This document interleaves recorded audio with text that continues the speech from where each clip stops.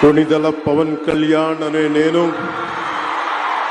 శాసనం ద్వారా నిర్మితమైన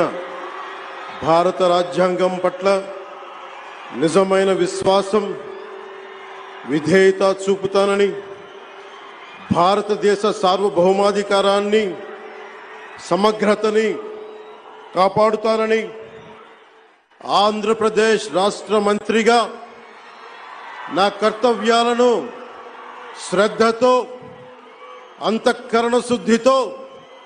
నిర్వహిస్తానని, భయం గాని పక్షపాతం గాని రాగద్వేషాలు గాని లేకుండా రాజ్యాంగాన్ని